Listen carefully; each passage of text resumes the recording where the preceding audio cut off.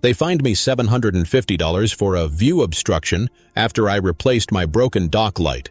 Never mind that the same bulb had been there 15 years. 3 days later, the HOA president drove past my property twice, slow and smiling. That's when I started saving everything: emails, letters, dates. Welcome to HOA Society. I'm Daniel Price, a civil engineer from northern Georgia who thought the worst fights in life happened on job sites, not cul-de-sacs.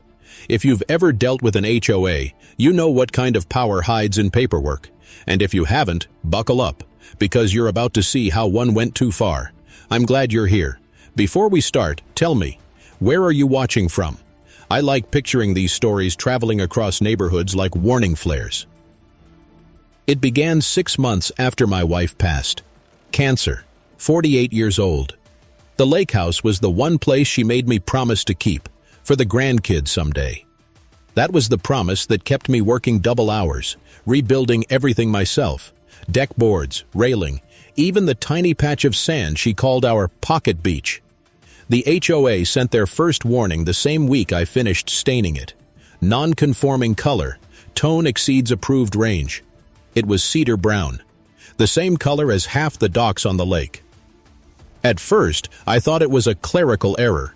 I even walked down to the association office, little tan trailer near the mail kiosk, holding the notice and my receipt for approved color palette C4 brown. The clerk, some college kid, said he'd pass it to the board. But the next week, I got another envelope. Failure to correct violation, $250 fine. That's when I met Linda Markham, HOA president, self-appointed guardian of Lake Serenity's visual integrity. She showed up at my gate wearing mirrored sunglasses and a bright pink visor. "We have standards, Mr. Price," she said, "and lately you've been testing them." She gestured at my dock like it was graffiti. I told her the color matched code C4. She said, "Maybe, but codes evolve."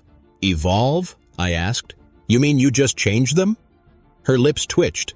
"You'll get the new supplement soon. Meanwhile, compliance is expected." Then she smiled that small, tight smile bureaucrats master. A smile that says, "You can't touch me." When the supplement arrived, the rule was dated 2 days after my first notice. I was grandfathered in by any fair measure, but fairness doesn't always factor into HOA logic. So I appealed, formally, in writing. That's when the real fun started.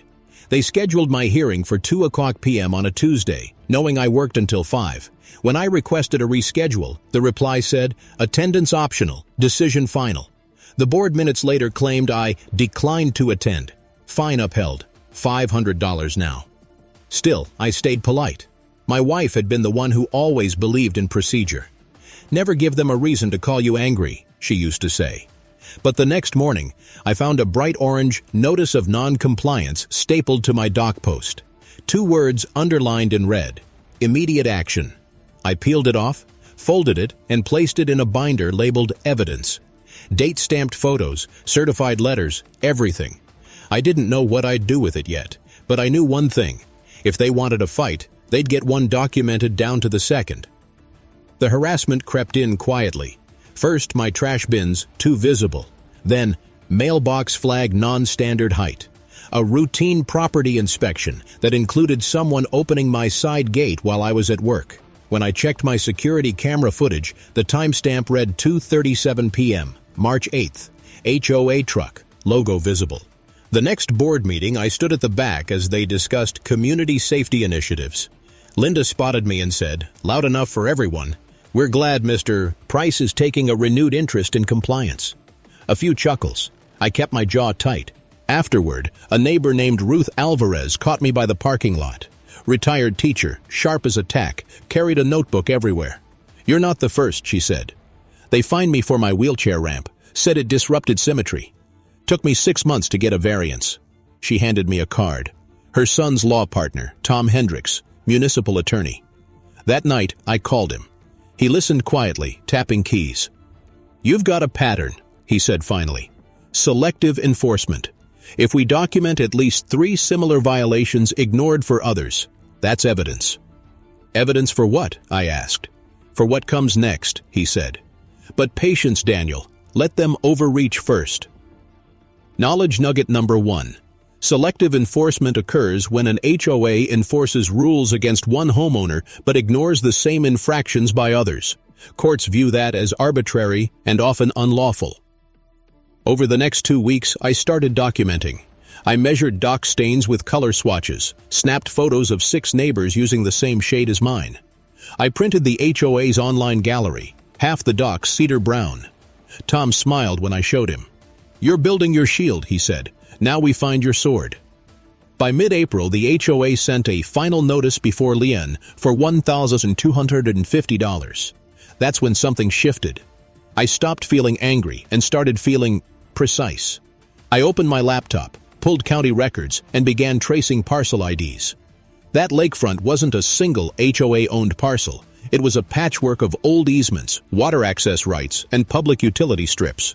And one tiny plot, 0.13 acres, sat between my dock and the HOA's claimed shoreline.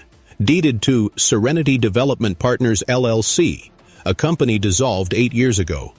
I stared at the screen for a long time, then opened a new folder labeled Leverage. I spent 3 nights tracing that parcel's chain of title. Each deed linked back to a 1992 subdivision. Ion plat the HOA claimed as its foundation, but the survey overlay told a different story. The 0.13-acre slip of land wasn't conveyed with the rest. It was still technically held in county surplus, which meant any citizen could petition to acquire it through the Abandoned Parcel Claim Act of 2005, a state statute so obscure even most realtors forgot it existed. Tom confirmed it with a grin audible through the phone. "That strips the connective tissue, Daniel. Whoever owns it controls the easement. You buy it, they can't set foot on your dock without permission." The next day, I filed the paperwork through a quiet holding name, North Lake Restoration LLC, just me and a $67 filing fee. The clerk stamped it on May 3, 2024, 9:42 a.m. I didn't breathe easy until I had the provisional deed in hand, embossed seal still warm from the press. My wife would have laughed at the name, Restoration. She always said revenge and restoration are cousins. Depends which side of the ledger you're writing from. I didn't tell anyone except Ruth. She brought me oatmeal cookies and said, "Patience, let them hang themselves on arrogance first." And they did, beautifully. Linda started posting my name on the HOA bulletin, calling me non-compliant homeowner in arrears. They printed it right beside the lost cat notices. I took photos. Then came the cops, yes, actual police, responding to an anonymous noise complaint the night I was alone watching an old Braves game. The officer apologized. He'd been called 3 times that week for false alarms. "Seems like you got yourself a stalker, sir," he said. I offered him coffee. He declined but jotted the report number for me, number 245098. That number would matter later. At the next meeting, I sat quietly until Linda accused me of deliberate defiance and motioned to place a lien on my property. That's when I spoke. "Before you vote," I said, sliding a folder onto the table, "you might want to review Exhibit A. Inside, county map, parcel ID, and a certified copy of the deed, my new holding company's name neatly typed." Linda blinked. "What's this supposed to be?" "The land between your property line and my dock," I said. "It's not HOA jurisdiction anymore. As of May 3rd, it belongs to North Lake Restoration LLC. Her laugh came quick, brittle. "You can't just buy community land." "It wasn't community land," I replied. "It was unclaimed. I followed the statute. You'll find the recording number at the bottom." Silence. Then murmurs. Someone on the board muttered, "Is that legal?" Tom, seated quietly at the back, raised his hand. "It's legal," he said, "and recorded." That was the first time I saw genuine fear flicker across Linda's face. But fear turns to fury fast. The following week, she sent out an email blast to all residents calling me a hostile actor and alleging I'd illegally seized HOA assets. Within 2 days, I counted 7 cars slowing outside my house, phones raised. Someone even dropped a dead fish on my driveway. That's when I added cameras, 6 of them, overlapping zones, 1080p, motion activated. Every beep of the system comforted me like a heartbeat. I documented every trespass. 2 mornings later, I woke to find an inspector tagging my mailbox again. "HOA request," he said, shrugging. I asked for ID, photographed his badge. The timestamp read 07:13 a.m., and the citation said, mailbox paint non-reflective, $100 fine. It was new paint, Federal Standard Color, 33538. That night, Ruth called. They're trying to push you into losing your temper, she said. Don't give them what they want. She was right.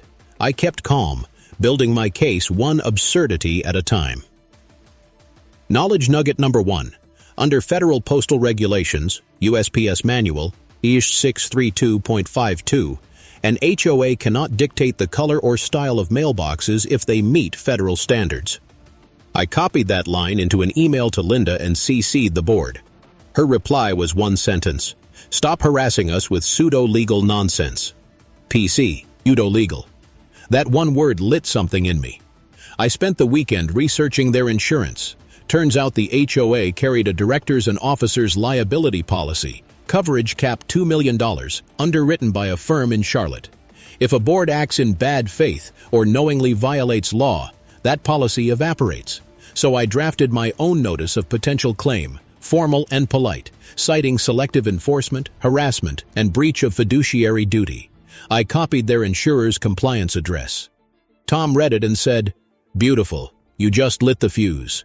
Before I sent it, I paused over the subject line, then typed, Notice of Intent to Protect Rights, Daniel Price, North Lake Restoration, LLC. By Monday, their tone changed. 2 board members emailed privately. Maybe we can talk this out. I saved the messages, said nothing. Midweek, Linda escalated again. She called for an emergency meeting regarding unauthorized property claim. When I arrived, there were 2 uniformed officers standing by the podium. She pointed at me and declared, "That man is trespassing on HOA land." I set my briefcase on the table, slow enough for everyone to see the stamped deed folder inside. "Officer," I said, "you'll find that parcel legally conveyed under deed number 247811, recorded in county records. I'm the managing member of the holding entity."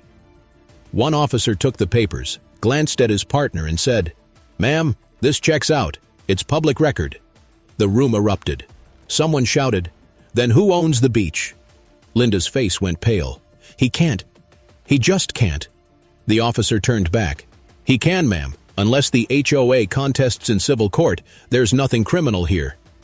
I watched the power drain from her like water through sand. That was reversal number 1, though I didn't call it that yet.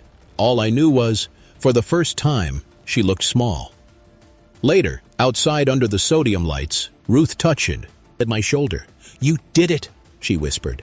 "Not yet," I said. "Now we make it mean something." Because owning that strip gave me more than safety. It gave me choice. Control of the access point everyone else used to reach the water. And I knew I wouldn't shut it down. I'd use it to expose how deep the rot went. Before heading home, I posted a quiet message on the community board. Residents interested in open access and fair rules, meet at the pavilion Saturday 4 p.m. No accusations, no drama, just an invitation. And they came, 23 homeowners, some I'd never spoken to. They told stories, landscaping fines, late fee padding, denied variance requests. I took notes, logged names, cross-referenced dates. Tom stood by the picnic table, recording with consent slips signed by each participant. Midway through, Ruth leaned over. "You ever think of running the board?" I smiled. "No, but maybe it's time someone who reads the bylaws actually sits on it." That night, as I closed the binder labeled evidence, the rain started tapping the windows. I thought of my wife, her voice soft in my memory. "Keep the lake honest, Danny." For the first time in months, I felt I was. The following week, Linda doubled down. A mass email went out accusing me of organizing an anti-association faction and threatening disciplinary measures for unauthorized gatherings on HOA property. The irony almost made me laugh. My unauthorized gathering had been on my own easement. Still, her tone told me something important. She was scared, but she still believed intimidation worked. I printed every email, stapled them chronologically, and numbered each one. Page after page of subtle threats, manipulative phrasing, and small-town tyranny disguised as policy enforcement. The stack grew thick enough to need a binder clip. By now, the community was whispering. People stopped avoiding me at the mailbox. A few even started copying me on their complaint letters. One neighbor, Brian, showed me a notice about his kid's basketball hoop being non-compliant with aesthetic standards. I checked the bylaws. The rule applied only to permanent fixtures visible from the street. His was removable and sat in the backyard. Selective enforcement again. Knowledge nugget number 1. When an HOA inconsistently enforces covenants, affected homeowners can raise a selective enforcement defense, often nullifying fines or penalties if they can prove others were treated differently under identical conditions. It felt good arming neighbors with facts. Not anger. Facts. That's what Linda hated most. Facts leave no room for control. At Tom's advice, I began compiling what he called the timeline of malice, a running log of actions, dates, and actors. Every letter received, every statement made, every fine issued. Ruth volunteered to help, flipping through old meeting minutes she'd saved for years. They never thought anyone would read these twice, she said, marking entries with yellow tabs. Buried in those minutes, on January 10, 2023, we found a line. Motion passed to delegate landscaping contract to Markham Property Services, LLC. That was Linda's husband's company. Conflict of interest in black and white. I stared at that sentence, fingers tightening on the page. She voted on this? Yep, Ruth said, and signed the disbursement. That gave us a new vector. HOA law was one thing. Fiduciary duty was another. I dug deeper, cross-checking county business filings. The contract totaled $84,000 per year, paid directly from residents' dues. The same dues she used to threaten everyone with liens. I printed it all and added a tab labeled Conflict Evidence. By early June, my quiet gathering had turned into a movement. We called ourselves the Open Lake Coalition. Nothing official, just neighbors meeting every Saturday. Someone made coffee, someone brought donuts. We discussed transparency, access, reform. I never once used the word revenge, but everyone knew this wasn't just about paint colors anymore. During one meeting, a man named Caleb Dunn, former county code inspector, raised his hand. I still got my credentials, he said. If you want a compliance audit, I can check those common areas. Purely informational. I didn't hesitate. Do it, I said. 3 days later, Caleb emailed me 14 photographs. Broken drainage grates, unpermitted storage shed, safety lights out for months, all on HOA-managed property. Each photo stamped with date and GPS coordinates. We now had proof that while they hounded homeowners for tiny infractions, their own assets violated municipal codes. The moment I saw those images, I knew we had leverage layered on leverage. Late that night, as I was backing up files to an external drive, my security camera pinged. Motion detected. Front drive, 11:23 p.m. I opened the live feed. 2 silhouettes near my fence line, one holding a flashlight. They turned toward the lens, faces obscured by hoods, then hurried off when the floodlight kicked in. I printed the screenshot, timestamp visible, and added it to the binder. For the first time, I locked my bedroom door before sleeping. The next morning, Ruth brought me coffee. "They're trying to rattle you," she said. "Don't let them." "I'm fine," I lied. Truth was, the house felt heavier now, quiet in the wrong way.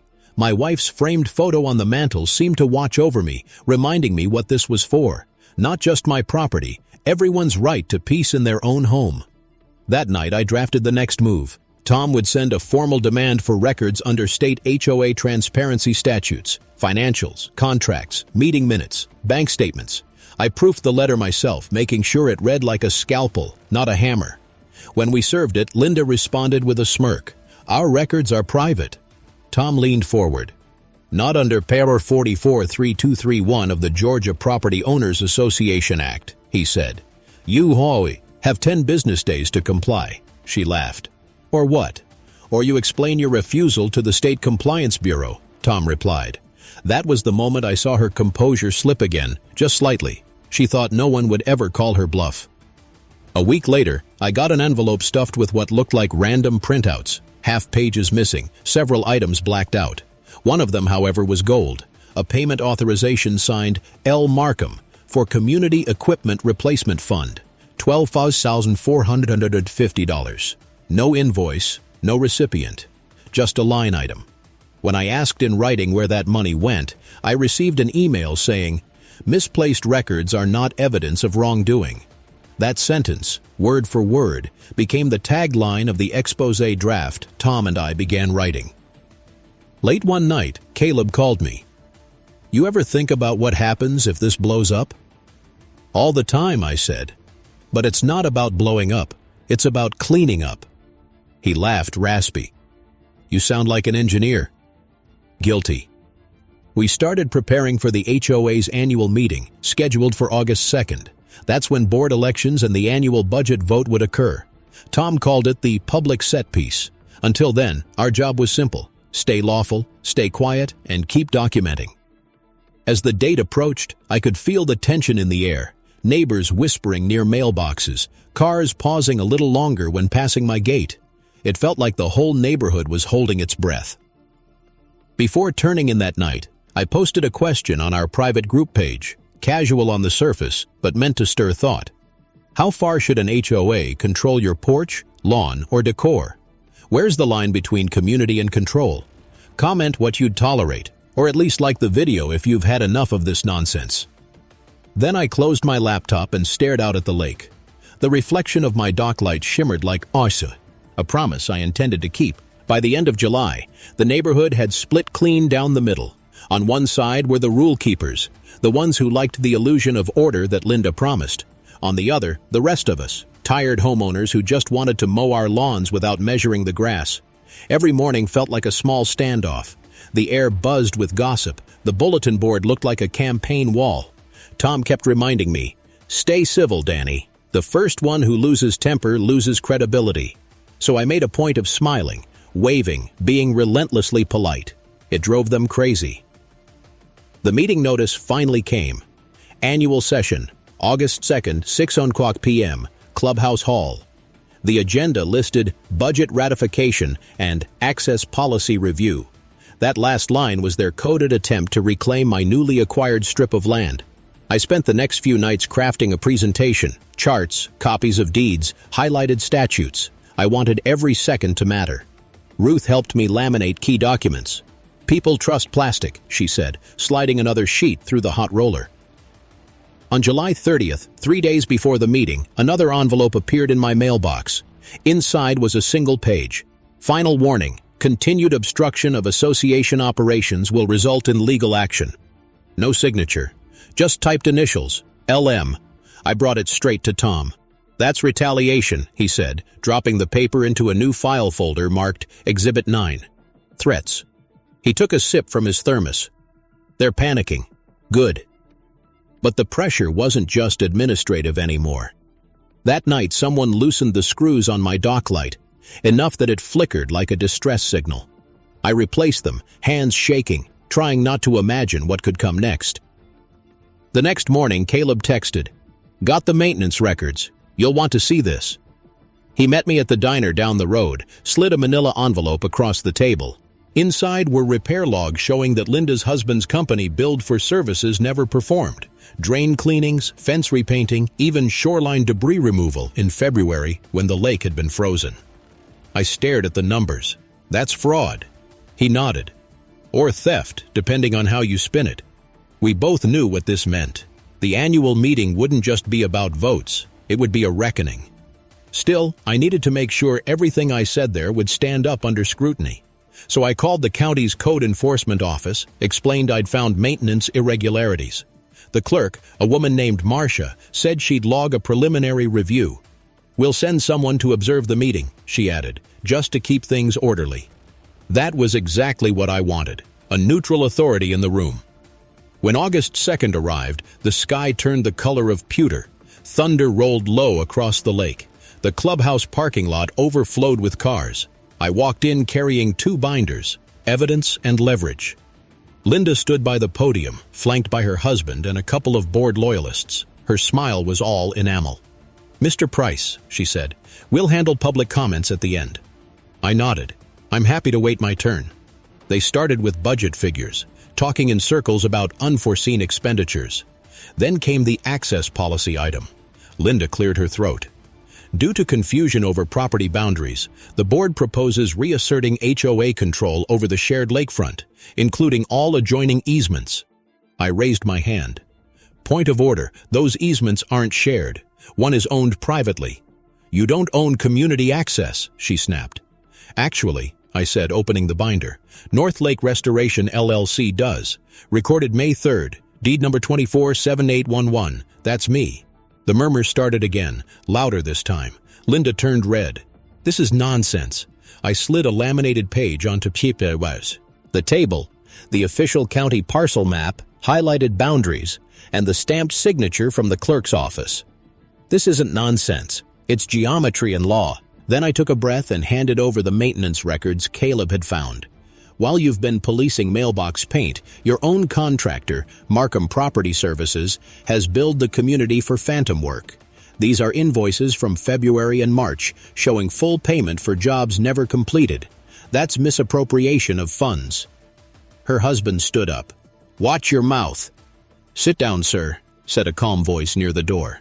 It was Officer Boyd, the same cop from the earlier noise complaint. Uniform neat, arms crossed. County's observing tonight. Linda froze. This is a private meeting. Public under state open records law when discussing budgetary matters, he replied. Proceed. It was perfect. The room felt charged, everyone waiting to see who would blink first. Linda tried to pivot, talking about intentions and clerical oversight, but the spell had broken. I stepped up to the microphone. For months, this board fined residents for trivialities while ignoring its own violations. The lake lights are out, the drainage is clogged, and the HOA's DO insurance could be voided under Section 3.4 if willful misconduct is proven. I'd rather not see that happen, so here's what I propose. Transparency, independent audit, and elections with term limits. The crowd murmured approval. Someone clapped. Ruth whispered, "You've got them." Linda slammed her folder shut. "Motion denied," she said. "Board authority stands." But before she could gavel out, Officer Boyd spoke again. "Actually, ma'am, given the conflicts disclosed tonight, I'm required to document this for the county ethics liaison. You might want to consult counsel before taking any further votes." The sound of that gavel never came. Linda just stood there, hand frozen midair. That was the sound of the first domino tilting.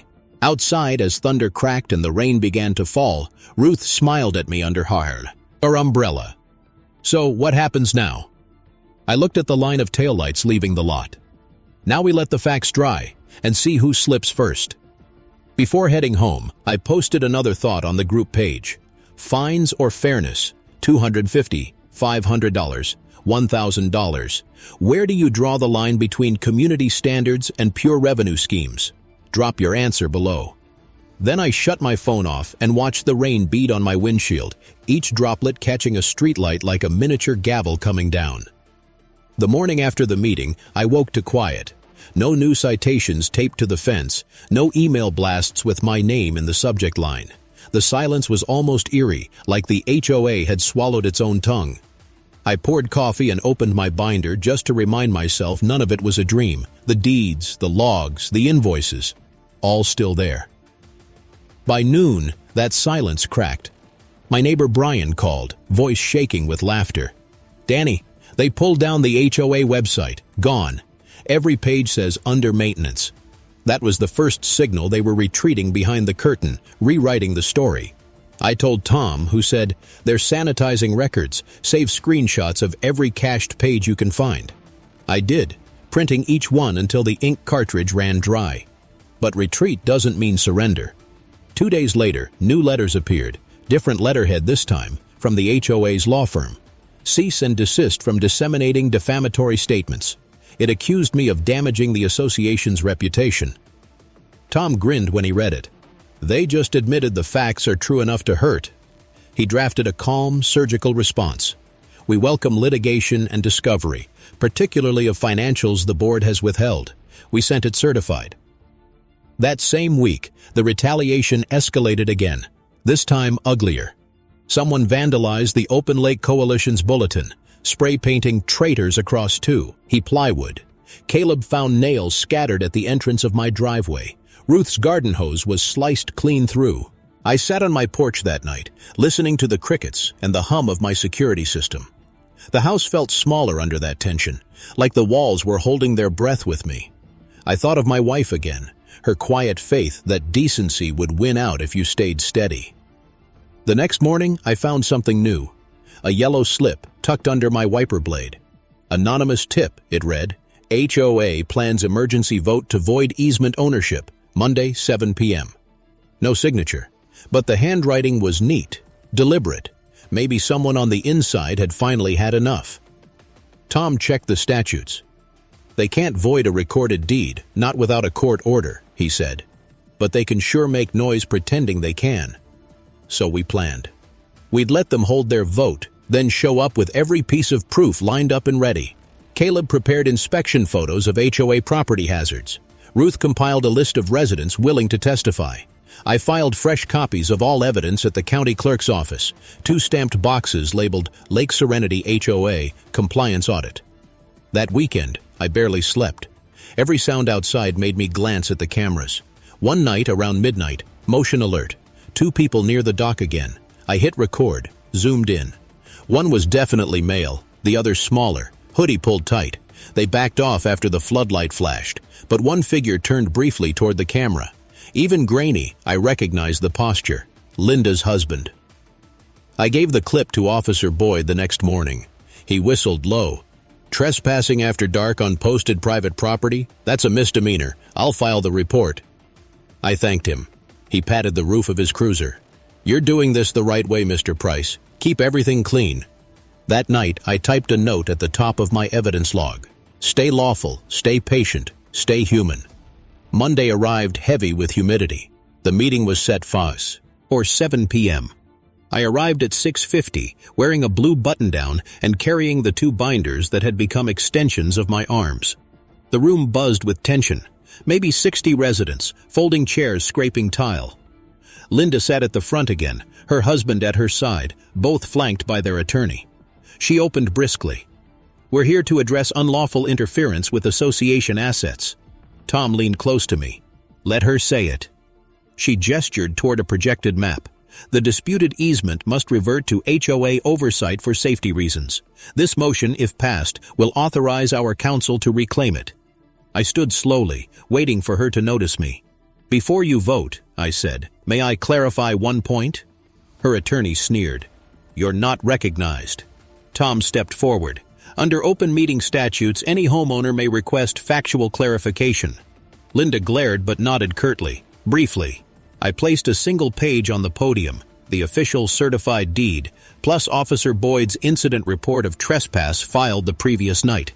The HOA can't reclaim what it never owned, I said, and any attempt to enter that property again without consent will constitute criminal trespass under OCGA, 16 to 7 to 21. Gasps rippled through the room. The attorney's face twitched. Linda's knuckles whitened. Additionally, I continued, I've filed evidence of financial irregularities, $84,000 in undisclosed payments, to the State Compliance Bureau. The report includes all signatures. I clicked the binder shut. The sound echoed like a hammer. For a second, you could hear nothing but the hum of the projector fan. Then Linda's husband muttered, he's bluffing. Officer Boyd, standing by the doorway again, said quietly, no sir, he's not. I delivered a copy of that report this afternoon. That was the second audible gasp, the kind that changes everything. I turned back toward the crowd. His isn't about one homeowner or one fine. It's about trust. You can't demand accountability from residents while hiding your own books. Someone started clapping, then another, then the whole room. Linda slammed the gavel. Meeting adjourned. But people kept clapping anyway. Outside, under the flickering porch light, Ruth handed me a thermos of coffee and whispered, they're finished, you know. Not yet, I said. They'll fight on paper next. She smiled. Then let's make the paper ours. That night, I posted a question for everyone who'd watched the video later. How would you fight it? Buy leverage like we did, or head straight to court? Tell me what you'd do. Then I sat by the window, binder open, listening to the crickets again. The lake was calm, but I could feel the current shifting beneath. By mid-August, the board's lawyer had gone silent. No more letters, no new urgent memos. It was the calm that comes after a house of cards collapses, but before anyone admits it's over. Tom said, "Give them rope," and that's what I did. Behind the scenes, the county's ethics office opened its review. The insurance underwriter requested documentation of potential fraud exposure. Within days, whispers spread that the HOA's policy had been suspended pending investigation. The Markham's safety net had vanished. Linda tried one last move. She posted a notice calling for voluntary property access for inspection. Residents ignored it. The only signature she got was her husband's. The following week, 3 board members resigned citing health reasons. Ruth called it the sound of rats leaving the ark. Meanwhile, the Open Lake Coalition kept growing. Families that hadn't spoken in years were meeting again over coffee and folded bylaws. Caleb's audits kept landing blows: unpaid lighting fees, missing permit renewals, a forgotten erosion control order from 2019. We were turning paperwork into a spotlight. Then came the letter that proved the leverage had teeth. The county property office confirmed in writing, Parcel 17B remains titled to North Lake Restoration LLC, and no adverse claim has been filed. I held the envelope up to the porch light like it was a certificate of survival. Reversal number 1 had become irreversible. Visual beat number 1. I walked down to the dock that night, wind sharp off the water, and drove a small brass marker into the post. Private access, North Lake Restoration LLC. The metal rang once, clear and final. I filmed it for record, timestamp glowing blue in the corner. Tom called the next morning. "You realize you control their choke point. Every rule they enforce about the lake has to pass over your dirt first." "Yeah," I said. "And we're not shutting the gate. We're opening it." That's when the real plan started forming. Use ownership not to punish, but to rebuild. I drafted what I called the Community Charter Proposal: open records, independent audits, public minutes, and capped fines at $200 per incident unless a supermajority approved higher. We scheduled a community vote for late September, advertised with plain flyers. Transparency isn't rebellion, it's maintenance. Linda showed up at my driveway one evening before that vote. No visor this time, no entourage, just her and a clipboard she wasn't holding steady. "You've made a mess," she said. "I cleaned one," I answered. "You don't understand how hard I've worked for this place." "Then you should have protected it better." Her eyes darted toward the lake. "You think the county will save you? They'll forget this in a month." "Maybe," I said, "but everything's on record now. Records don't forget." She left without another word, tires crunching gravel like slow applause. A week later, a reporter from the Atlanta Ledger called. Someone, probably Ruth, had tipped them off. "We're doing a piece on HOA corruption and reform," he said. "Can we quote you on the ownership transfer?" "Quote the documents," I said. "They speak better than I do." The article ran online within 48 hours. Local homeowner exposes HOA misconduct, secures easement control. It spread fast. Comments poured in, half praise, half disbelief. One caught my eye. Finally, someone used the system instead of breaking it. But the story wasn't finished yet. The investigation triggered a wave of paperwork, subpoenas, insurer questionnaires, and a formal audit notice addressed to every remaining board member. Tom's office filled with bankers' boxes. He called it the domino room. Knowledge nugget number 2. Under most state statutes, if an HOA's officers engage in financial misconduct, their director's officer's policy can be rescinded, exposing each officer to personal civil liability. The dominoes began to fall. The Markhams sold their house within 3 weeks. Their names disappeared from the directory. Rumor had it they'd moved to Florida. By early September, the HOA held an emergency session, public this time, led by interim chair Helen Fry, a soft-spoken accountant who kept wiping her glasses. "We can't function under the old bylaws," she admitted. "We need reform." That was the opening I'd been waiting for. Ruth and Caleb flanked me as I stood. "We've already drafted one," I said, sliding the charter proposal across the table. Helen scanned the first page.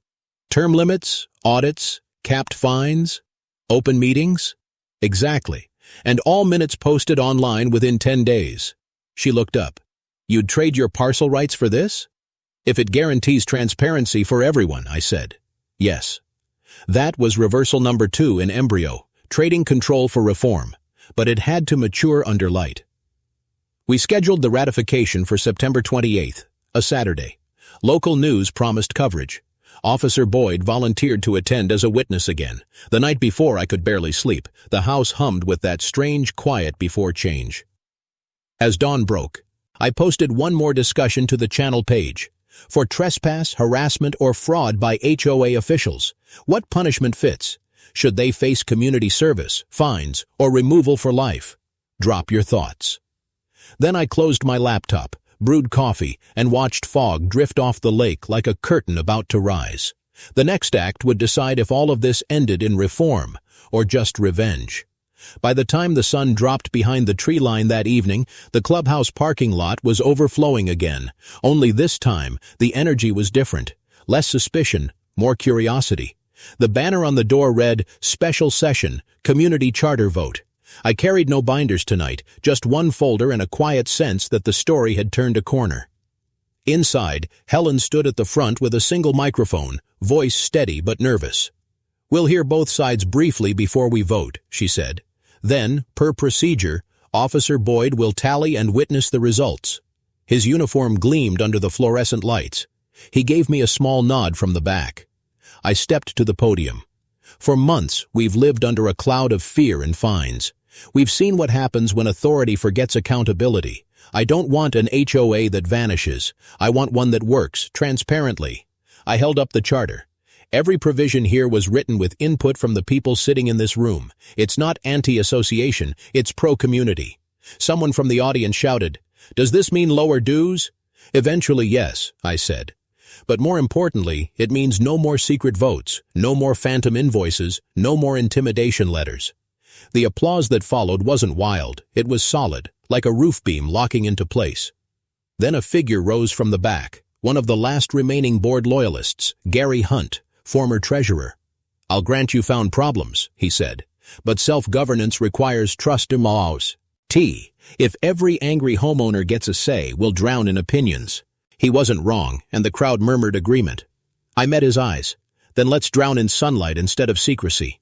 If you fear transparency, you're not protecting the community, you're protecting yourself." That line landed. Ruth whispered, "Nice swing." Helen raised the motion to adopt the charter. "All in favor, raise your hand." Hands went up slowly, then steadily, row after row. Boyd walked through with a clipboard, counting. 42 for, 9 against, he said at last. Helen smiled faintly. "Motion carries." The room exhaled as one. Boyd signed the witness line, date stamped September 28th, 2024, 7:42 p.m. He handed the form to Helen. "You're official now," he said. Visual beat number 2. Outside, in the cool night air, Helen taped that signed document to the clubhouse door. The porch light caught the fresh ink, rain beginning to mist around us. Cameras flashed. It looked like something out of a civics textbook. Reporters cornered me in the parking lot. "What happens to the lake parcel now?" one asked. "I'll be deeding it to the HOA once the reforms are recorded," I said. "Transparency isn't a prize you hoard. It's a system you build." Tom stepped up beside me, briefcase in hand. "You just rewrote the rules," he whispered. "Think your wife would approve?" I looked over the lake, moonlight breaking through clouds. She'd probably say it took me long enough. The next week was a cascade of consequences. The State Ethics Bureau released its findings. No criminal charges, but clear evidence of breach of fiduciary duties. The insurer confirmed policy termination. The Markhams were barred from serving on any registered HOA board for 5 years.